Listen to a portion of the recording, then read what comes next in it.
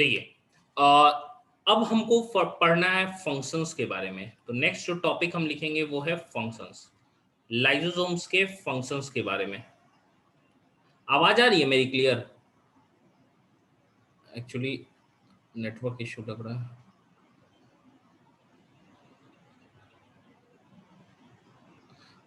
No Krrish,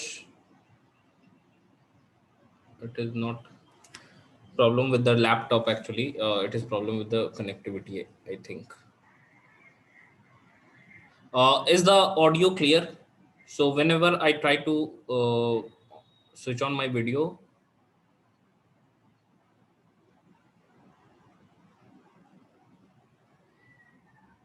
So is the audio clear?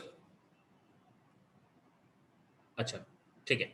Audio से ही काम चलता है। देखिए, हम फंक्शंस की बात कर रहे हैं भाई। सबसे पहला फंक्शन जो है वो तो डाइजेशन है हमारा। तो सबसे पहला जो हम फंक्शन लिखेंगे वो है डाइजेशन। एंड डाइजेशन कहाँ हो रहा है? सेल के अंदर। ठीक है, तो पहला हमारा फंक्शन क्या होगा? Intracellular digestion. इंट्रासेलुलर डाइजेशन मतलब सबसे पहला जो हमारा फंक्शन है वो क्या है भाई? Intracellular digestion. इंट्रासेलुलर डाइजेशन मतलब देखिए, दो वर्ड होता है, एक इंट्रा होता है, दूसरा एक्स्ट्रा हम लगाते हैं। इंट्रा मतलब सेल के अंदर, एक्स्ट्रा मतलब सेल के बाहर। फिर एक होता है इंटर। इंटर मतलब बिटवीन द सेल्स होता है। तो आप देखिएगा, इंट्रासेलुलर डाइजेशन की बात करें तो दो चीजें होंगी। एक क्या होगा? हेट्रोफेगी। हेट्रोफेगी, हेट्रोफेगी, हेट्रोफैगोसोम सेकेंडरी लाइसोसोम बना था, याद करिए। तो हेट्रोफेगी क्या है? जरूर ये नॉर्मल डाइजेशन करेगा, मतलब फूड का डाइजेशन करेगा हेट्रोफेगी में। ठीक है, तो हेट्रोफेगी में क्या होगा? Digestion of digestion of foreign digestion of foreign materials. Digestion of foreign materials received in cell received in cell by phagocytosis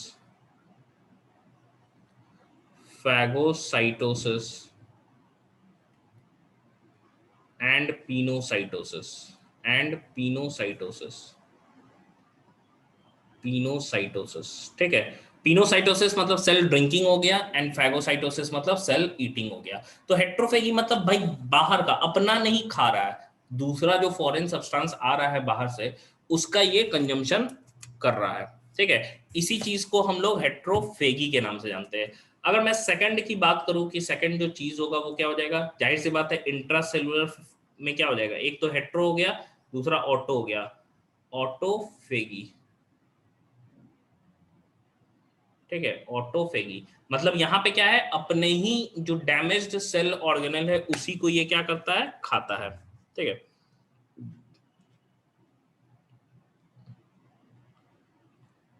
digestion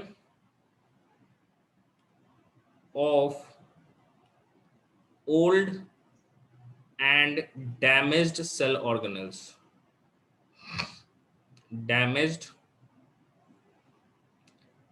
cell organelles.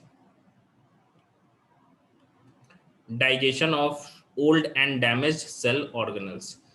Autophagy ना तब भी होने लगता है जब मान लो कि सेल के अंदर जो खाना है वो नहीं आएगा ना, तो पहले वो क्या करेगा, अपने डैमेज सेल को खाना स्टार्ट कर देता है। तो ड्यूरिंग स्टार्वेशन ऑटोफेगी ऑल्सो होता है।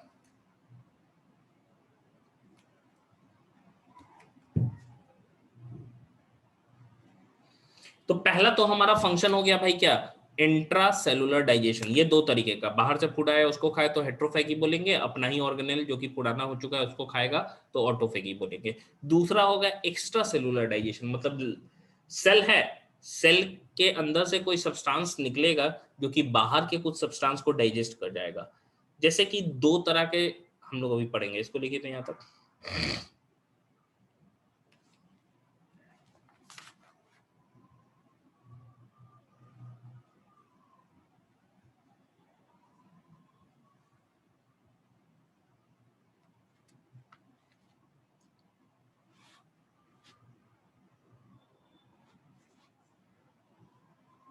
हो गया। देखिए, तो इंट्रा सेलुलर डाइजेशन के बाद दूसरा जो फंक्शन होगा वो एक्स्ट्रा सेलुलर डाइजेशन है।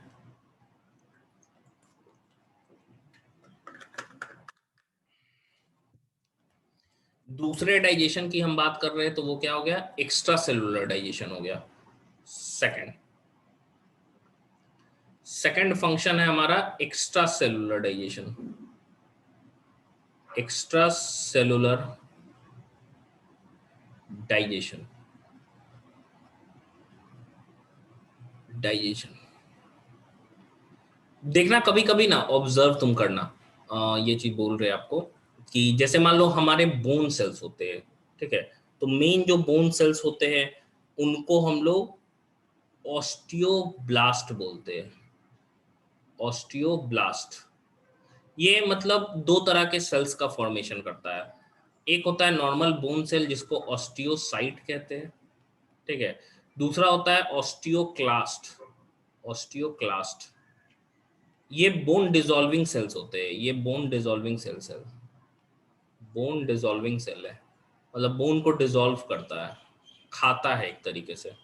मतलब एक चीज समझना, ऑस्टियोसाइट जो है बोन फॉर्मिंग सेल है, बोन फॉर्मिंग सेल्स, ठीक है। अब देखो ऑस्टियोसाइट कभी कभी देखना ना कि हड्डी, जैसे किसी का पैर है ना, तो एक मान लो कि हम बोल रहे हैं ये पैर है मान लो किसी का, ठीक है, ये पैर है ऐसे, तो कभी कभी हड्डी ऐसे निकला रहता है यहाँ पे, या कहीं निकल जाता है ऐसे साइड से। तो एक्चुअली होता क्या है ना, नॉर्मल प्रोसेस बता रहे हैं, ऑस्टियोसाइट जो है वो बोन बनाएगा, जैसे मान लो ये हम बोन कह रहे हैं, ठीक है।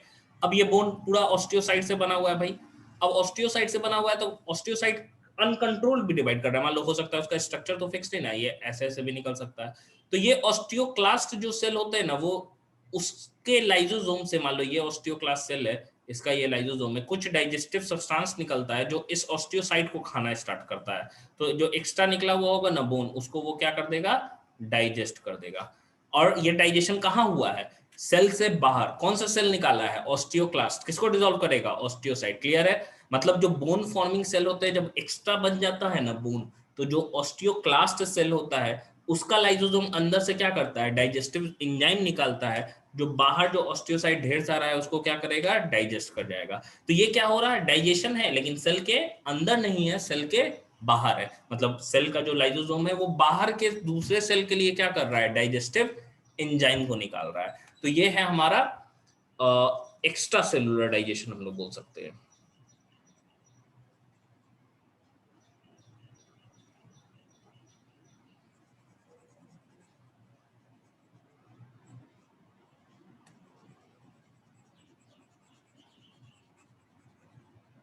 क्लियर है सबको। तो एक्स्ट्रा सेलुलर डाइजेशन में हम बोल सकते हैं कि lysosomes of osteoclast cells, lysosome of osteoclast cells dissolve unwanted unwanted part of bone, unwanted part of bone, ठीक है। तो ये है हमारा क्या है, एक्स्ट्रा सेलुलर डाइजेशन। ये दूसरा फंक्शन था। तीसरा फंक्शन की हम बात कर रहे हैं, तो तीसरा फंक्शन को क्राइनोफेगी कहते हैं। कोई बता सकता है कि क्राइन जो वर्ड है वो हम किस चीज के लिए यूज करते हैं, क्राइन, CRINE, क्राइन, क्राइनोफेगी, क्राइन वर्ड किस चीज के लिए यूज कर सकते हैं, कोई बता सकता है, कोई भी नॉलेज है आपको, क्राइन वर्ड। श्रिंक नहीं, रौनक श्रिंक नहीं, क्राइन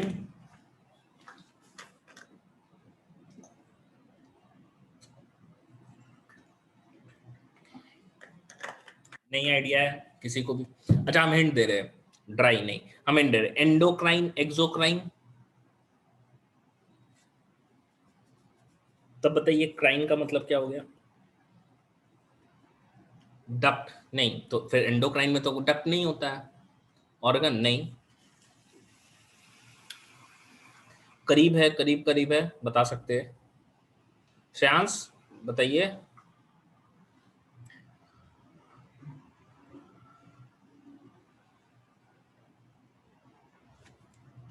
नहीं आइडिया है किसी को? कोई बात नहीं, बिल्कुल क्रिश एकदम सही बताए।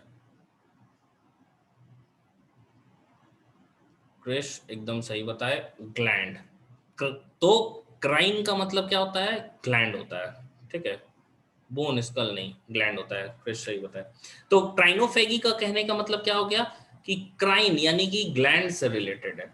मतलब कि कुछ जो हार्मोन होते हैं ना, कुछ एंडोक्राइन ग्लैंड से जो हार्मोन निकलते हैं, वो पहले उनका डाइजेशन होता है।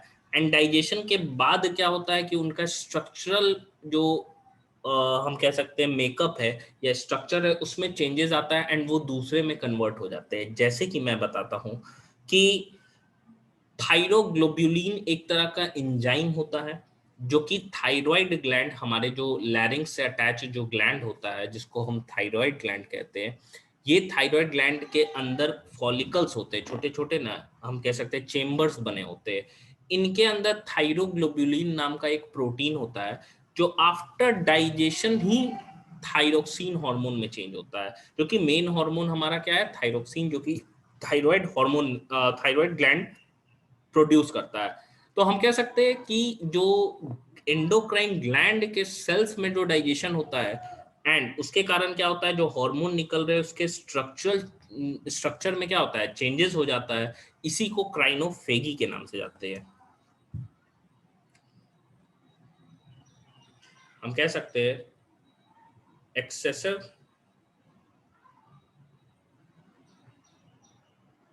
Excessive secretory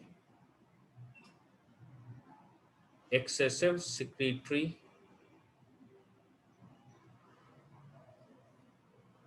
granules excessive secretory granules of hormone in endocrine gland endocrine gland may be digested by may be digested by lysosomes lysosomes.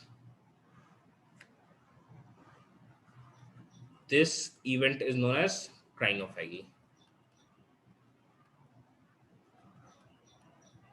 Is known as crinophagy. लिखिए तो यहाँ तक।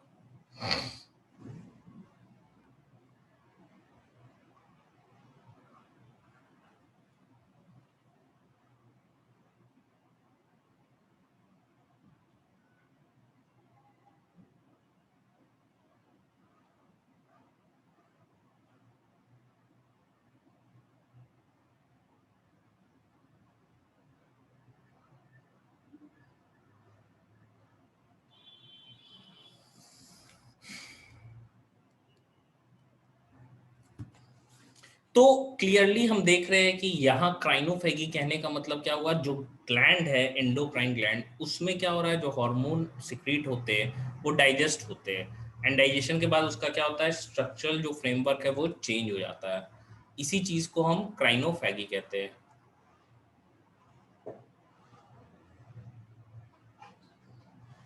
नहीं नहीं, श्रेयांश, क्राइन मतलब CRINE लगाते हैं हम लोग।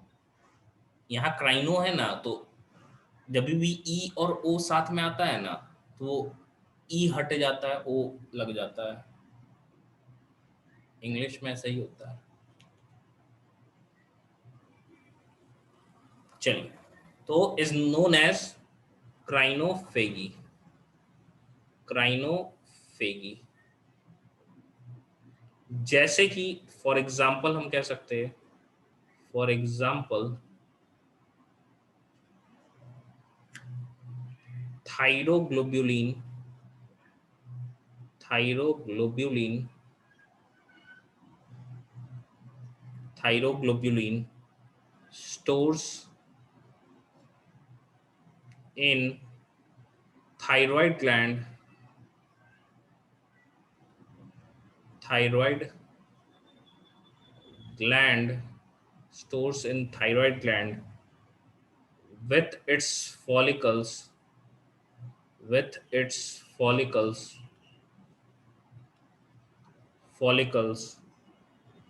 and after crinophagy वो क्या बन जाएगा?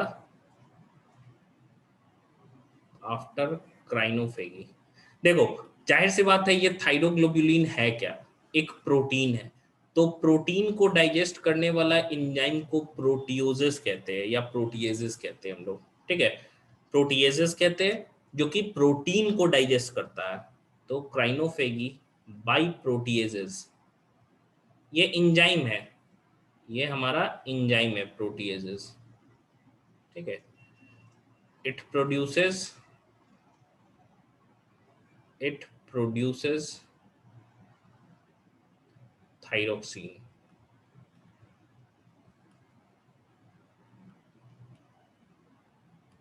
it produces thyroxine, ठीक है? ये थायरोक्सिन का प्रोडक्शन करता है।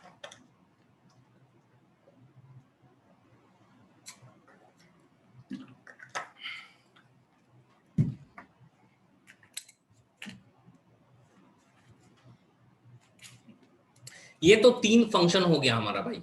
अगर मैं फोर्थ फंक्शन की बात करूं तो फोर्थ फंक्शन है क्या? ये है सेलुलर डाइजेशन, एंड ये एक्सीडेंटल होता है, ठीक है? इसको हम कहते हैं सेलुलर डाइजेशन, एंड ये भाई साहब एक्सीडेंट होता है। मतलब अगर बाई चांस ऐसा हो तो इसको ऑटोलाइसिस भी कहते हैं, क्योंकि अपना सेल अपने ही मर जाता है, अपने ही ऑर्गेनेल को डाइजेस्ट कर जाता है।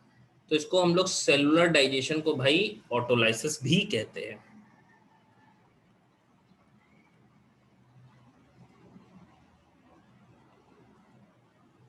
Sometimes lysosome, lysosomes of a cell burst to dissolve the cell completely। जो भी लिविंग कंपोनेंट है ना उसको भी मार दिया। dissolve the cell completely, dissolve the cell completely,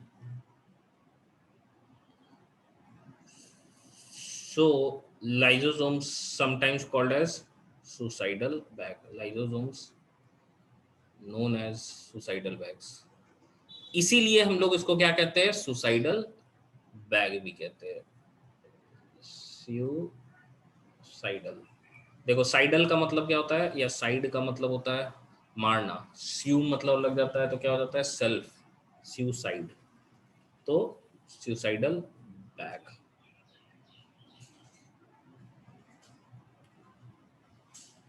हो गया। तो ये हम लोगों का लाइसोसोम कंप्लीट हो गया। लाइसोसोम में ही 2-3 चीजें। अब देखो, लाइसोसोम को हमको क्या करना है? अब लाइसोसोम का भी जो मेम्ब्रेन होगा वो तो एक बायो मेम्ब्रेन होगा, जाहिर सी बात है। मतलब कहने का मतलब है कि वो बायो मेम्ब्रेन कैसा होगा? सेल मेम्ब्रेन जैसा होगा। तो नॉर्मली सेल मेम्ब्रेन को हमको स्टेबलाइज करके रखना है, उसको टूटने से बचाना है। मतलब सिंपल कहने का मतलब है कि वैसे सब्सटेंसेस जो कि सेल मेम्ब्रेन को स्टेबल रखते हैं उसको मेम्ब्रेन स्टेबलाइजर्स कहते हैं। तो नॉर्मल हमको रखना है लाइसोसोम के लिए, नहीं तो अगर लाइसोसोम टूटेगा तो पूरा का पूरा सेल जो है वो बर्स्ट कर जाएगा और मर जाएगा। एंड दूसरा क्या होता है, जो ऐसे सब्सटेंस होते हैं ना जो लाइसोसोम को फ्रेजाइल बनाते हैं, कमजोर बनाते हैं, उनको मेम्ब्रेन लैबिलाइजर्स कहते हैं। तो 2 सब्सटेंसेस है, एक है मेम्ब्रेन स्टेबलाइजर्स जो कि स्टेबलाइज कर रहे हैं लाइसोसोम मेम्ब्रेन को। एंड जैसे कि एग्जांपल मैंने बताया था, मेम्ब्रेन को स्टेबलाइज कौन करता है? कोलेस्टेरॉल। तो कोलेस्टेरॉल क्या है? एक तरह का मेम्ब्रेन स्टेबलाइजर है। मेम्ब्रेन को क्या करेगा? स्टेबलाइज करके रखता है। जाहिर सी बात है, अगर स्टेबलाइज नहीं रहेगा लाइसोसोम फूट जाएगा एंड सुसाइडल बैग का काम कर देगा, मतलब सेलुलर डाइजेशन, ऑटोलाइसिस कर देगा। तो 2 टर्म्स है, एक है मेम्ब्रेन स्टेबलाइजर्स, दूसरे है मेम्ब्रेन लैबिलाइजर्स, ठीक है? देखिए, तो यहां तक हो गया।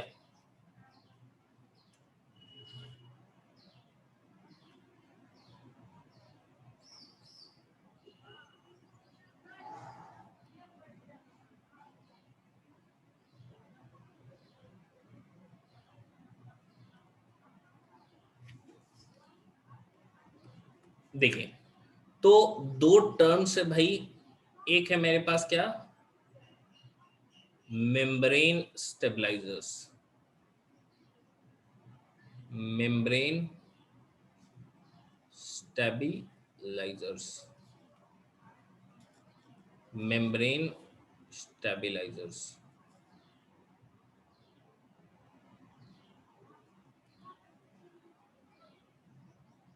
Membrane stabilisers. अगर मैं मेम्ब्रेन स्टेबलाइजर्स की बात करूं तो which stabilise lysosome membrane, stabilise lysosome membrane, lysosome membrane which stabilize lysosome membrane, ठीक है, एंड प्रिवेंट्स ऑटोलाइसिस। जाहिर सी बात है, स्टेबलाइज करेगा तो ऑटोलाइसिस से तो रोकेगा ही भाई, प्रिवेंट्स ऑटोलाइसिस, ठीक है, ऑटोलाइसिस से इसको रोकेगा। जैसे मैंने एग्जाम्पल क्या बताया, कोलेस्टेरॉल, कोलेस्टेरॉल, मैंने एग्जाम्पल में क्या बताया, कोलेस्टेरॉल।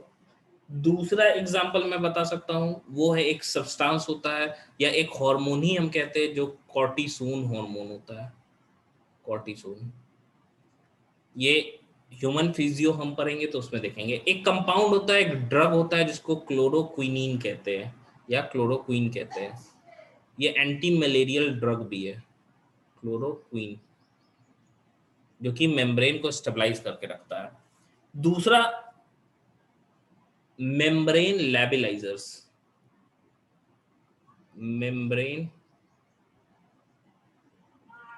लैबिलाइजर्स, लैबिलाइजर्स। अगर मेम्ब्रेन लैबिलाइजर्स की बात करें तो मेम्ब्रेन लैबिलाइजर्स कहने का मतलब क्या हो गया भाई, हम कह सकते हैं वैसे सब्सटेंस जो मेम्ब्रेन को फ्रेजाइल बनाते हैं एंड कमजोर बनाते हैं, जिससे वो टूट जाए, ठीक है। तो विच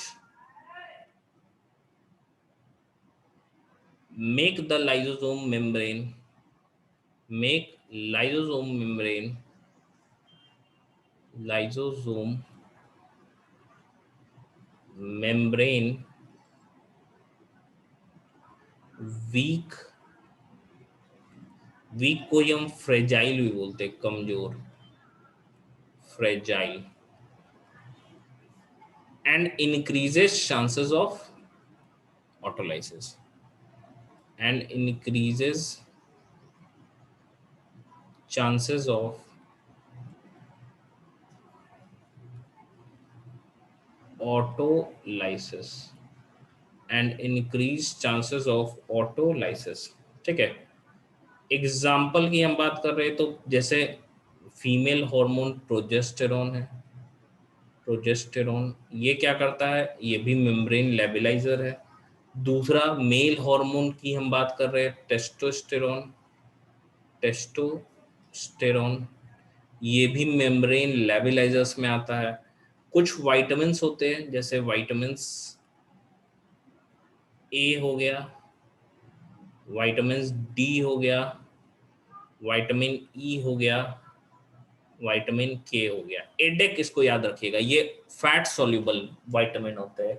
विटामिन बी और सी जो होता है ना, वो पानी में घुल सकता है, विटामिन बी और विटामिन सी। एंड एडेक जो है वो पानी में नहीं घुलते हैं, फैट में डिसॉल्व होते हैं।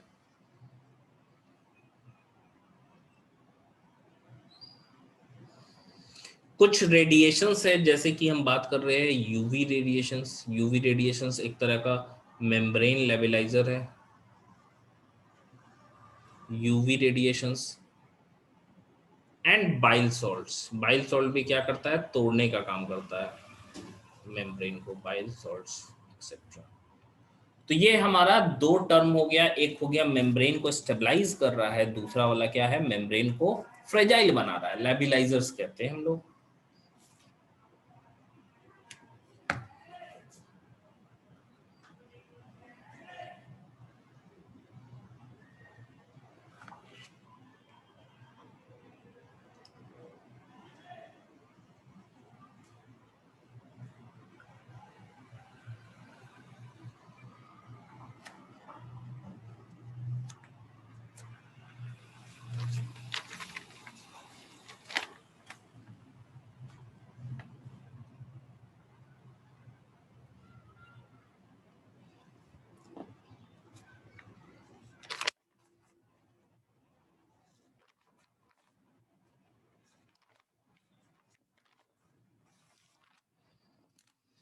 हो गया। अब देखिए ये तो हो गया हमारा दो तरह का स्टेबलाइजर और लेबलाइजर। एक लास्ट चीज हमको देखना है, लाइसोसोम में खत्म हो जाएगा हमारा लाइसोसोम, वो है बायोजेनेसिस। मतलब लाइसोसोम पैदा कहाँ से होता है, बनता कैसे है। तो नेक्स्ट और लास्ट टॉपिक है हमारा बायोजेनेसिस ऑफ लाइसोसोम्स। हम बायोजेनेसिस ऑफ लाइसोसोम्स की बात कर रहे हैं। तो भाई लाइसोसोम्स जो है इनका बायोजेनेसिस कैसे होता है। गर्ल, गर्ल मतलब लड़की नहीं, यहाँ GERL, ठीक है। लाइसोसोम का ओरिजिनेशन ही गर्ल से होता है। Lysosomes originate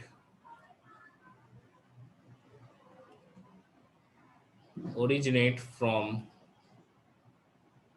girl, GERL। Girl कहने का मतलब क्या हो गया, गोल्गी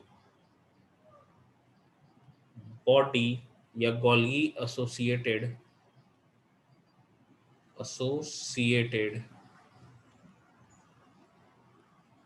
एंडोप्लाज्मिक रेटिकुलम।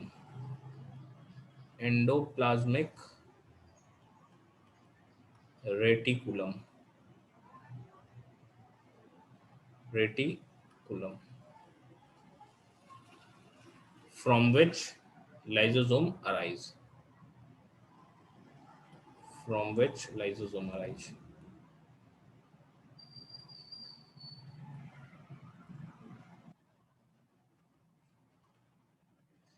अब देखिए ये लाइसोसोम हमारा खत्म हो गया। चौथा और आखिरी देखिए, पहला हम लोग एक्चुअली स्टार्ट किए, हम लोगों ने सेल बाउंड्रीज को पढ़ा है। हम लोगों ने सेल बाउंड्रीज में सेल एनवेलप को देखा कि भाई ग्लाइकोकैलिक्स, फिर सेल वॉल, फिर सेल मेम्ब्रेन, फिर उसके मॉडल्स को देखा।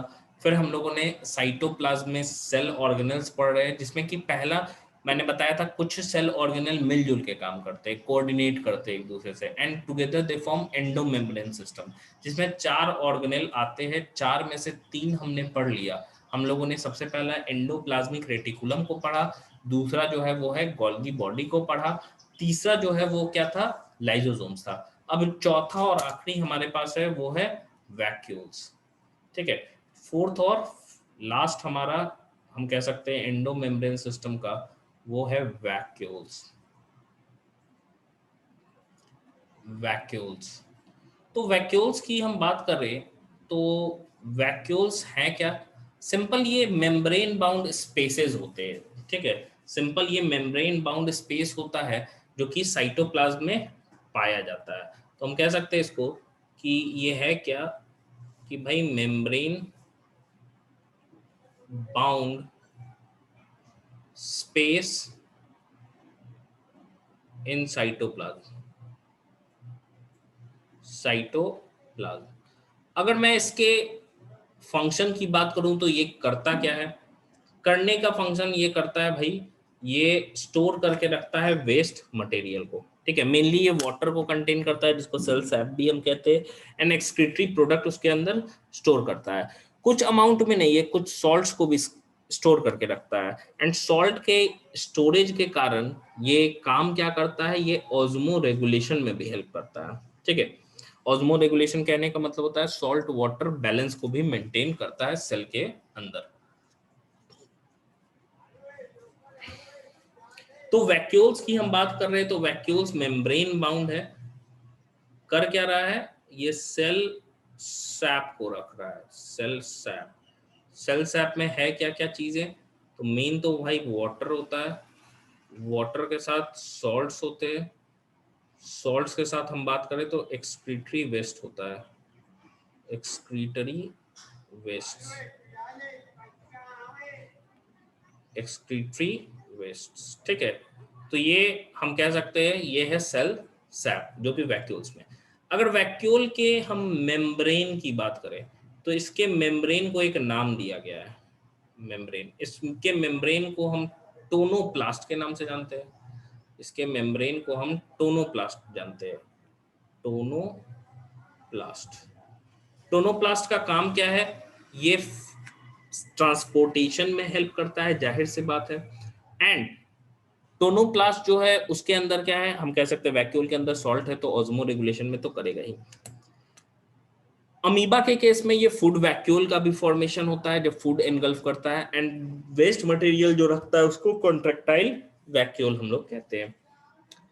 अगर मैं वैक्यूल की स्पेसिफिकली बात करूं तो प्लांट सेल में ना, क्योंकि प्लांट सेल क्या होता है उसमें एक्सक्रीटरी वेस्ट काफी ज्यादा होता है एनिमल सेल की तुलना में।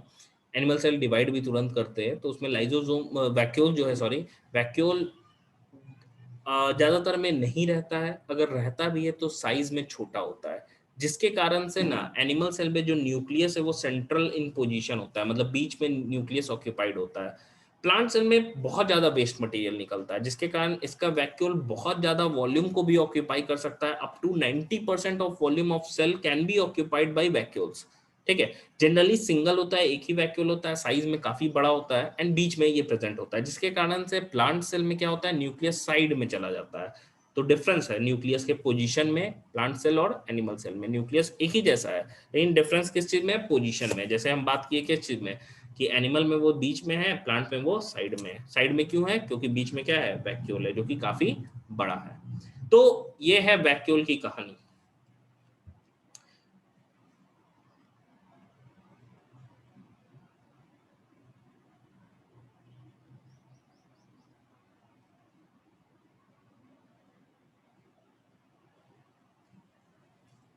तो टोनोप्लास्ट की हम बात कर रहे हैं, तो हम कह सकते हैं कि it facilitate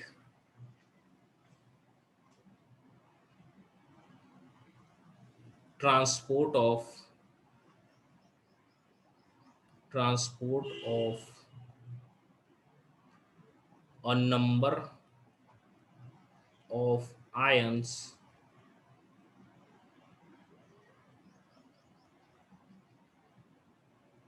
transport a number of ions। यहां तक लिखिए तो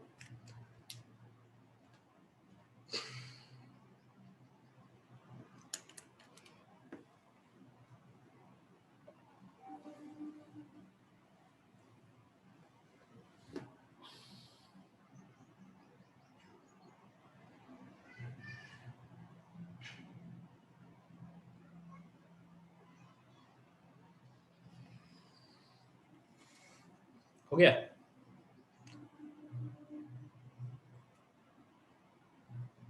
देखिए, तो हम बात कर रहे हैं भाई वैक्यूल्स की। तो मैंने क्या कहा, वैक्यूल्स जो है,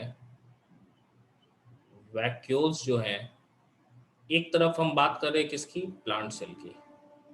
ठीक है, प्लांट सेल। दूसरे तरफ हम बात कर रहे हैं एनिमल सेल की, एनिमल सेल। अगर एनिमल सेल की बात कर रहे हैं तो एनिमल सेल में वैक्यूल जो होता है ये बहुत छोटा छोटा रहता है। ठीक है, अगर रहता भी तो हम कह सकते हैं मे बी प्रेजेंट और एब्सेंट, मे बी प्रेजेंट और absent, and if present are smaller in size, are smaller in size. Smaller size होने की वजह से बीच में क्या है, बीच में कौन ऑक्यूपाई है पोजीशन में, तो न्यूक्लियस बीचों बीच रहता है, ये है इसका न्यूक्लियस। ठीक है, न्यूक्लियस सेंट्रल इन पोजीशन हो गया। लेकिन अगर हम लोग प्लांट सेल को कंपेयर कर रहे हैं, ऐसा कुछ प्लांट सेल है मान लो, ठीक है, ये इसका सेल वॉल है, ये इसका सेल वॉल है। तो हम लोग देख रहे हैं इसके अंदर कि एक बड़ा सा वैक्यूल है जो कि लगभग हम कह सकते हैं कि 90% वॉल्यूम यही ऑक्यूपाई, जिसके कारण क्या कर रहा है कि न्यूक्लियस जो है वो साइड में चला गया, न्यूक्लियस जो है वो साइड में हो गया है। ठीक है, और ये वाला क्या है भाई, वैक्यूल है, ये वैक्यूल है। वैक्यूल तो प्रेजेंट है इसमें, present can occupy 90% of volume of plant cell, ठीक है। ये है वैक्यूल में डिफरेंस की हम बात कर रहे थे, ठीक है। ये वैक्यूल में डिफरेंस हो गया, ये प्लांट सेल का हो गया एक तरफ एनिमल सेल का हो गया।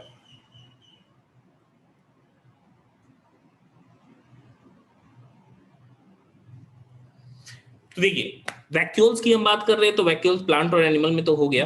अगर हम एक और चीज बोले तो भाई यहाँ पे हम कह सकते हैं एक और चीज है, वो है अमीबा के केस में, ठीक है। As in case of amoeba, अगर मैं अमीबा का एग्जांपल लूं, अमीबा का, तो अमीबा में दो तरह के वैक्यूल पाए जाएंगे। एक जो होता है जो वेस्ट मटेरियल को कंटेन करता है, दूसरा जो है वो फूड को कंटेन करता है, ठीक है।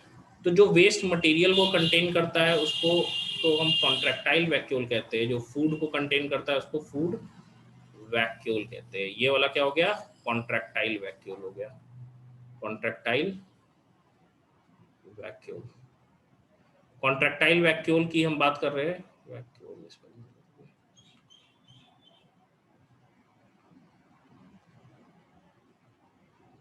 कॉन्ट्रैक्टाइल वैक्यूल की बात कर रहे हैं और दूसरी तरफ फूड वैक्यूल की बात कर रहे हैं। फूड वैक्यूल के अंदर जाहिर सी बात है क्या रहेगा, कंटेन्स फूड,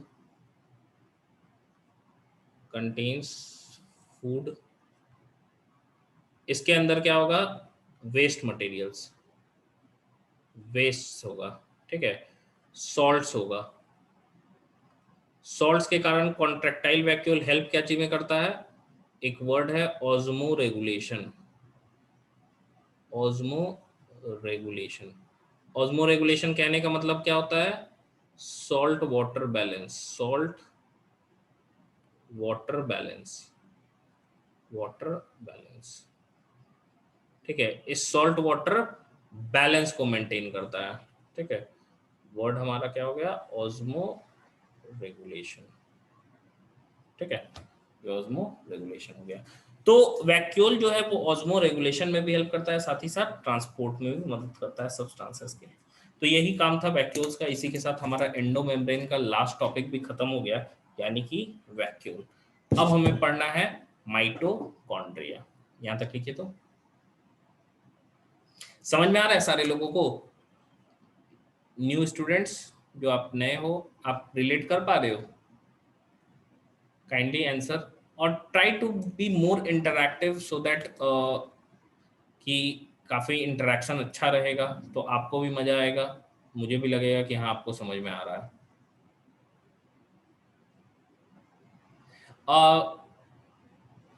क्रिश, अभी minimum I think 4 to 5 lectures are left for cell, then we will move on to cell cycle.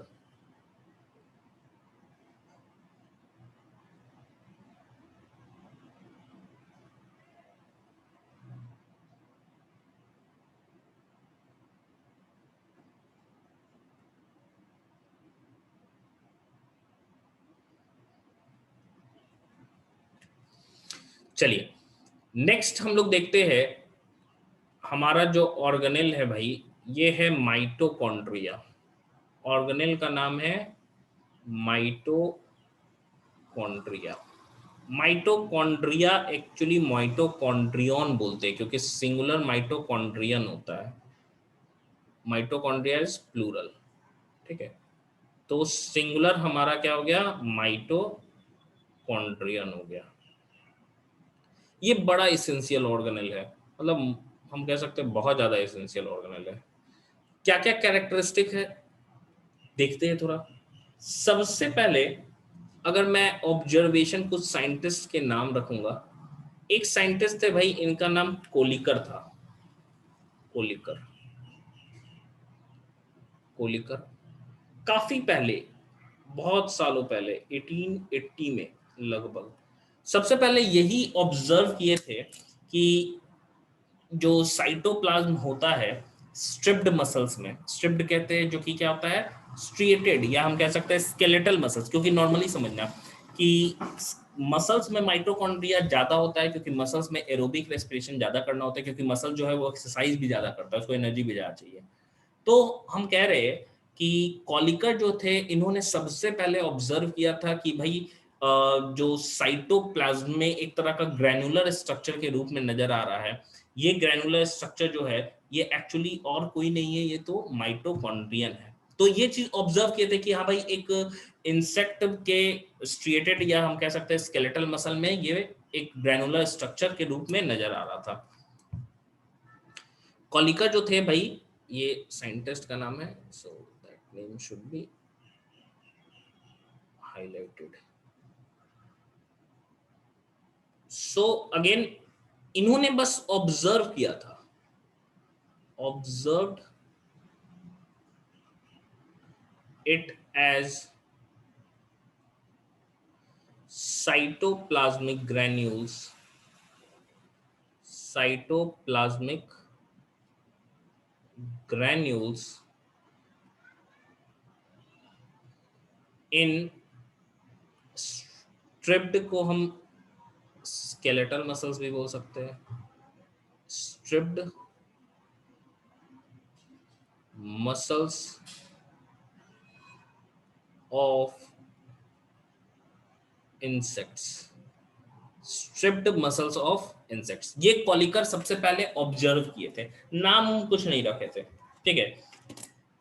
फिर एक दूसरे साइंटिस्ट आए, लगभग हम कह सकते हैं इससे 14 साल बाद आए थे। उन्होंने कहा कि भाई एक ऑर्गेनेल है ये माइटोकॉन्ड्रिया, मतलब कॉलिकर ने बताया था कि हाँ एक डेंस ऑब्जेक्ट नजर आता है, एक साइटोप्लाज्मिक ग्रैन्युलर, नाम नहीं रखाया था अभी, एक साइटोप्लाज्मिक ग्रैन्यूल के रूप में नजर आ रहा है। तो अल्टमैन ने बोला कि वो जो ग्रैन्यूल बोल के गए थे कॉलिकर, वो एक तरह का ऑर्गेनेल है। ऑर्गेनेल कहने का मतलब उसका कोई यूटिलिटी है सेल में, उसका काफी इंपॉर्टेंट रोल है। एंड क्योंकि उसका यूटिलिटी बहुत अच्छा खासा था, इसीलिए हम कह सकते हैं अल्टमैन थे, उन्होंने क्या किया, उसका नाम बायोब्लास्ट किया। बायोब्लास्ट किसका किया, जो कि वो साइटोप्लाज्मिक ग्रैन्यूल कॉलिकर बोल के गए थे, उसी का नाम क्या रख दिया, बायोब्लास्ट, ठीक है। फिर क्या है, फिर एक्चुअली एज एन ऑर्गेनेल तो वो बोल चुके कि ये ऑर्गेनेल है। फाइनल अगर डिस्कवरी की हम बात करें तो अल्टमैन के साथ एक और साइंटिस्ट थे जिनका नाम फ्लेमिंग था। इन्होंने ही क्या है, क्या अल्टमैन के साथ मिलकर डिस्कवरी किया माइटोकॉन्ड्रिया का, एंड उसके अंदर के स्ट्रक्चर को रिवील किया कि भाई ये माइटोकॉन्ड्रिया के अंदर क्या क्या चीजें होती हैं, कौन सा इसके अंदर प्रोसेस होता है, ये सारी चीजों के बारे में अल्टमैन और फ्लेमिंग ने मिलकर बताया था। एंड फाइनली टर्मिनोलॉजी की हम बात करें कि टर्म जो माइटोकॉन्ड्रिया है वो बिंडा ने दिया था। तो हमारे पास चार साइंटिस्ट का नाम है, कॉलिकर, अल्टमैन, फ्लेमिंग और अल्टमैन और बिंडा। ये चार जो मिलके माइटोकॉन्ड्रिया का फाइनल हम कह सकते हैं, जो आज के डेट में हम पढ़ते हैं सारे फीचर्स को, इन्हीं चार साइंटिस्ट का देन है कि हम लोग पढ़ पाते हैं, ठीक है।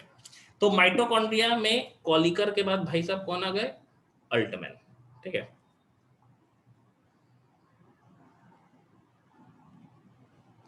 अल्टमैन 1894, ठीक है।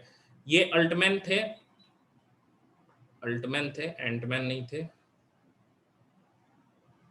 तो अल्टमैन ने क्या कहा कि भाई जो ये बोल के गए हैं कॉलिकर साहब कि ये तो ग्रैन्यूल है, ये एक्चुअली ग्रैन्यूल हम नहीं कह सकते, ये एक ऑर्गेनेल है। Established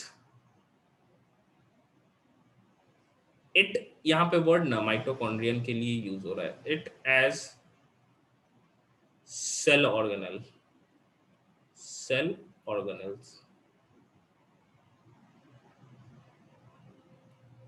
and named it or called it as, क्या बोले इसको, बायोब्लास्ट, बायोब्लास्ट, ठीक है, इसको बायोब्लास्ट बोले।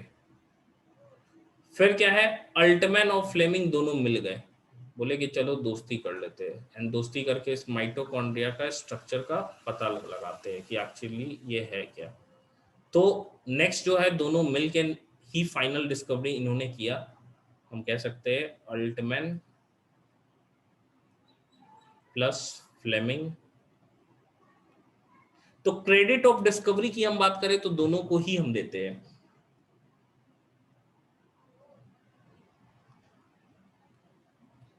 Credit for discovery.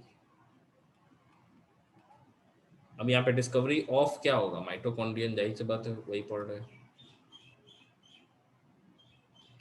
तो ये अल्टमैन और फ्लेमिंग ने मिल के दिया, ठीक है, अल्टमैन और फ्लेमिंग ने मिल के दिया।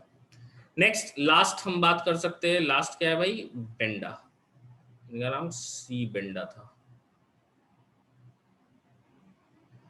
इन्होंने क्या किया, इन्होंने टर्मिनोलॉजी को दिया कि भाई माइटोकॉन्ड्रिया जो टर्म है हम ही बोलते हैं कि इसको माइटोकॉन्ड्रिया बोला जाए, खोजे होंगे कहीं से डिक्शनरी से। तो ये एक्चुअली क्या दिए, टर्म दिए, टर्म्ड एज माइटोकॉन्ड्रियन, माइटोकॉन्ड्रियन, ठीक है। प्लूरल इसी का क्या हो गया, माइटोकॉन्ड्रिया हो गया। लिखे तो यहां तक। अगर यहीं पे मैं डायमेंशन की बात करूं तो थोड़ा सा जगह यूटिलाइज किया जाए। अगर मैं यहीं पे डायमेंशंस की बात करूं तो डायामीटर जो होता है ये थोड़ा स्मॉल ऑर्गेनल होता है। डायामीटर जो होता है वो लगभग हम कह सकते हैं 0.2 से लेके 1 माइक्रोमीटर होता है। अगर मैं एवरेज काउंट करूं तो एवरेज जो होगा वो 0.5 माइक्रोमीटर होगा। ये इसका डायामीटर है, मतलब थिकनेस की हम बात कर रहे हैं, ठीक है, ये इसका डायामीटर है।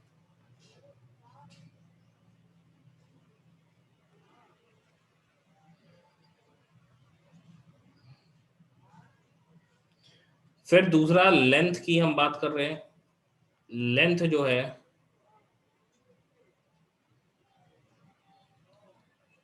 लेंथ भी ज्यादा लंबा नहीं होता है, 1 से लेके 4.1 माइक्रोमीटर होता है, मतलब एक स्मॉल ऑर्गेनल है, इसीलिए नंबर में ये काफी ज्यादा होते हैं, ठीक है।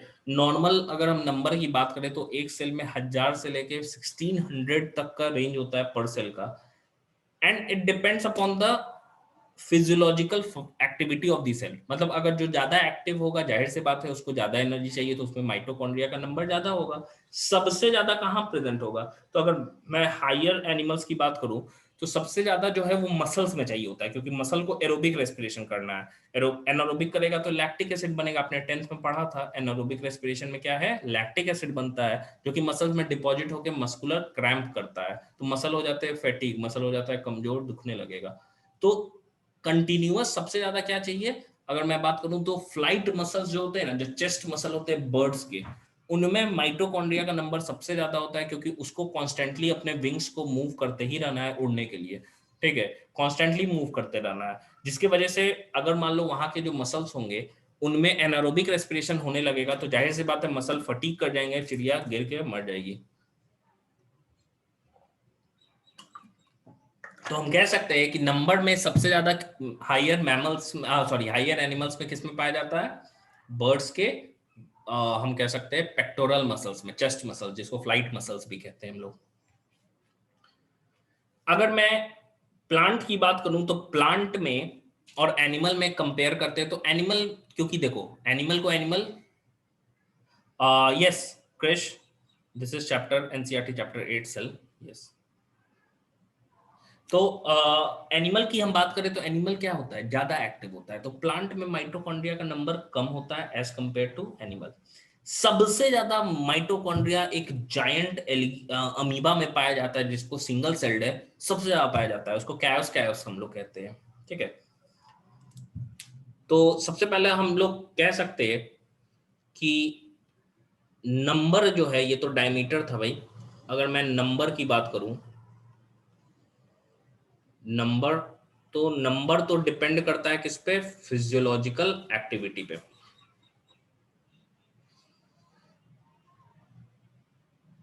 नंबर डिपेंड्स अपॉन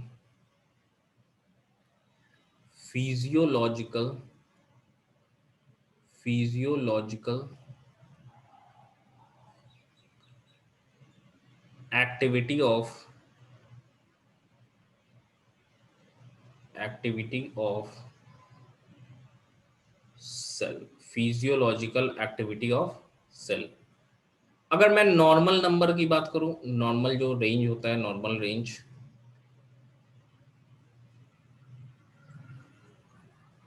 ये क्या होता है?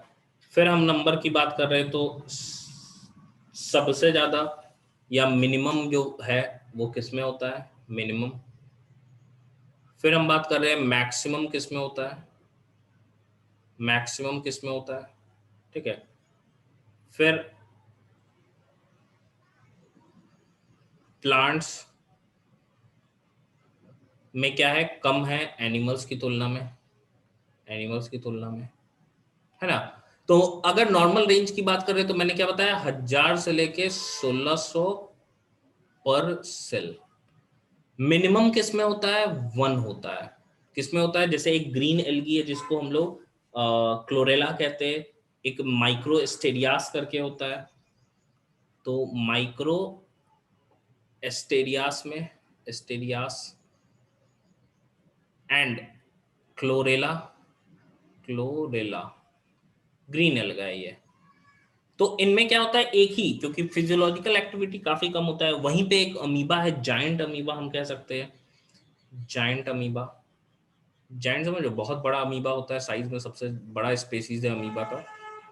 एंड इस अमीबा के स्पेसीज का नाम है chaos, chaos, chaos.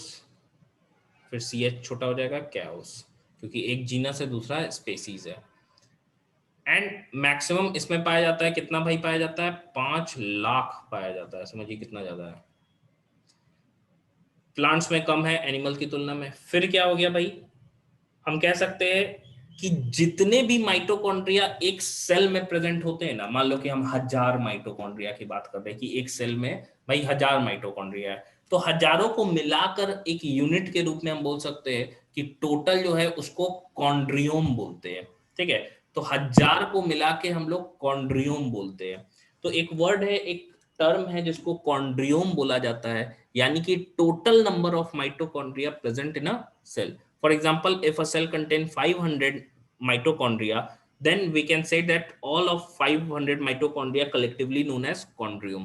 So the chondrium is 500 for that cell.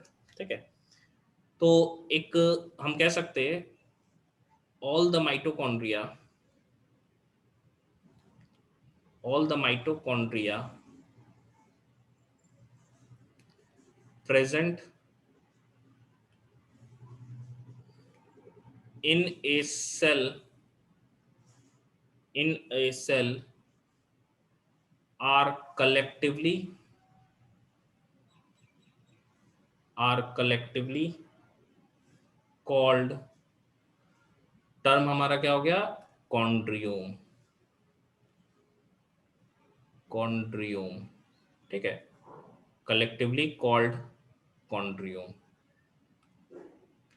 Next देखिए, हम कह रहे हैं कि माइटोकॉन्ड्रिया को तो कॉन्ड्रियोम कह रहे हैं। एंड माइटोकॉन्ड्रिया एनिमल्स में सबसे ज्यादा किसमें है? फ्लाइट मसल्स में। इन हायर एनिमल्स, ये वो तो लोअर एनिमल था ना, एक सिंगल सेल है, कैओस, कैओस अमीबा है। In higher animals maximum mitochondria, mitochondria are found in flight muscles of bird, flight muscles of birds।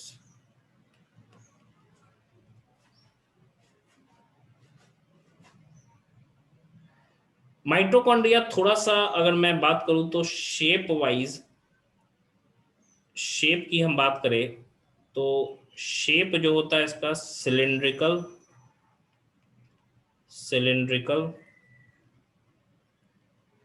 और सॉसेज, सॉसेज शेप होता है। सॉसेज हम लोग कहते हैं ना, देखते हो हॉट डॉग का जो सॉसेज होता है ना, कुछ ऐसा, ऐसा, इसी को सॉसेज शेप कहते हैं। Sausages are mainly made up of pork meat and it is used in hot dogs.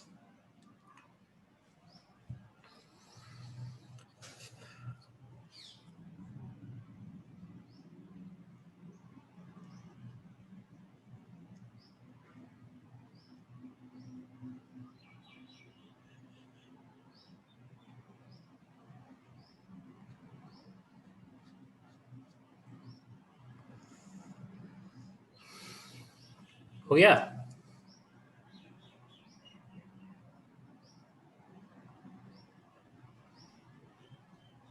नहीं रौनक, यहाँ के सॉसेज में पोर्क नहीं होता है। ऐसे यहाँ हम लोग खाते कहाँ हैं? हॉट डॉग तो यहाँ बिकता है।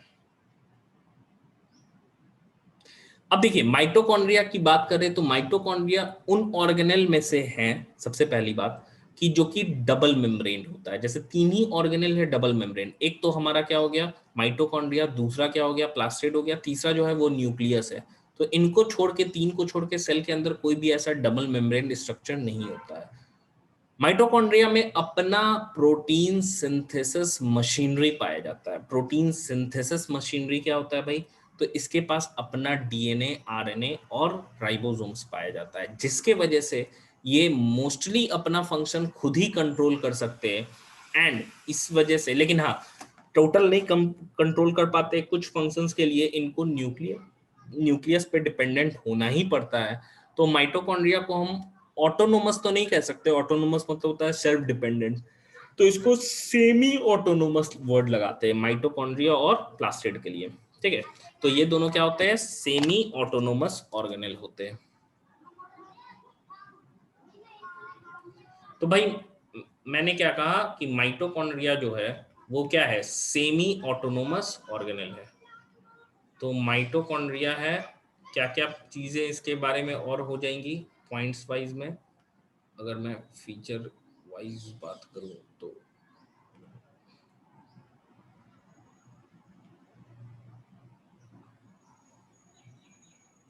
ठीक है, सबसे पहला क्या हो जाएगा, ये डबल मेम्ब्रेन हो जाएगा, double membrane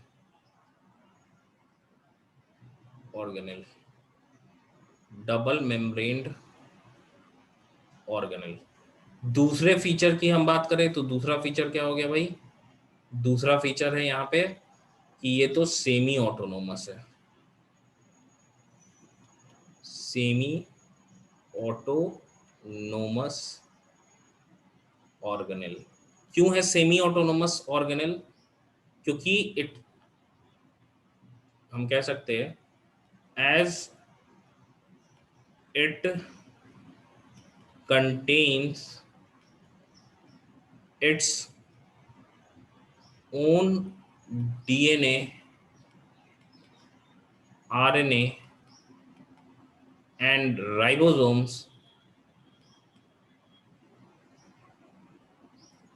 it can it can control most of its functions, most of its functions। Semi autonomous इसके साथ साथ कौन रहता है, प्लास्टिड भी रहता है इट्स फंक्शंस। ठीक है, ये ज्यादातर अपने फंक्शंस को भाई कंट्रोल कर सकते हैं माइटोकॉन्ड्रियाज। नेक्स्ट हम लोग देख रहे हैं माइटोकॉन्ड्रिया को हम लोग powerhouse of the cell भी कहते हैं भाई। इसके लिए वर्ड हम लोग लगाते हैं powerhouse of the cell.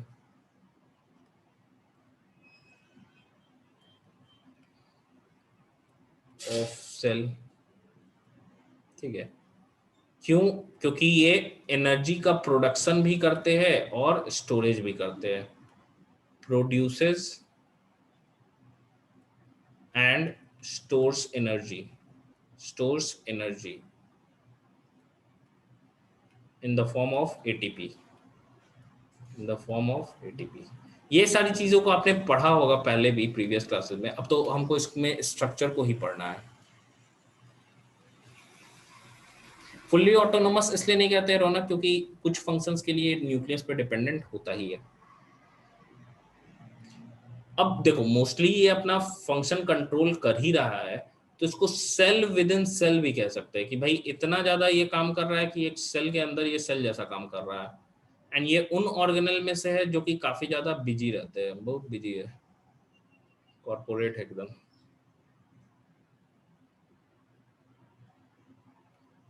तो हम कह सकते हैं इसको most busy and active organelle, active organelle, most busy and active organelle, most busy and active organelle. ठीक है, लिख लीजिए।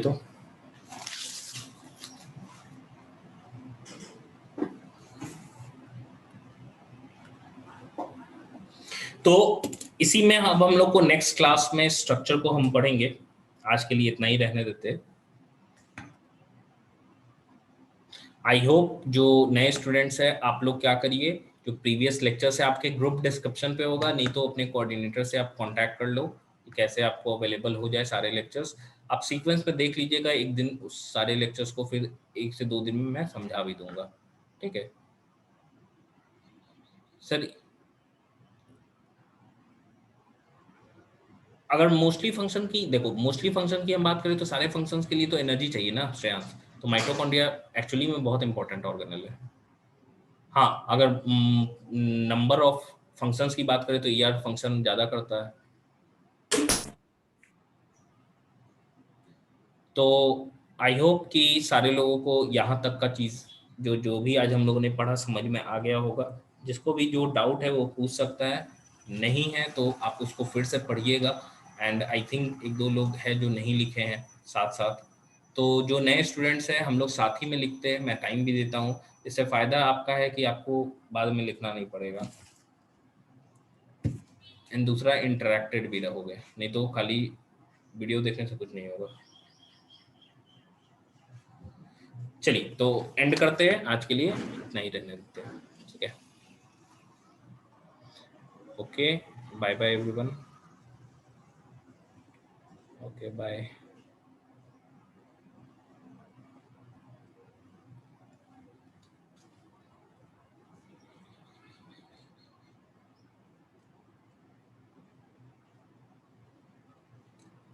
एनटीएससी,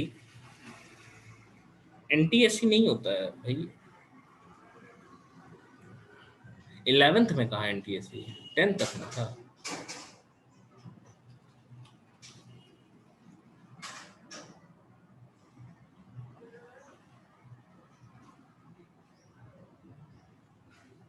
न्यू स्टूडेंट्स, आप क्या क्रेश पूछ रहे हो? जो ओलंपियाड्स 11th-12th लेवल पे होते हैं ना क्रेश, वो सब्जेक्ट वाइज होते हैं। Yes, you can give bio Olympiads, physics Olympiads, chemistry olympiad, you can give also. ऐसा नहीं है कि मैथ्स है तभी ओलंपियाड दे सकते हैं, बायो का भी रहता है। अब सब्जेक्ट स्पेसिफिक हो जाएगा, आपको national, state, national, international level पे आप दे सकते हो। काफी अच्छा प्रोफाइल बन जाएगा दोगे तो।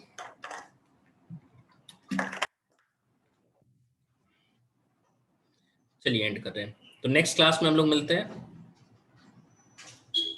यहाँ तक अच्छे से पढ़ लीजिएगा।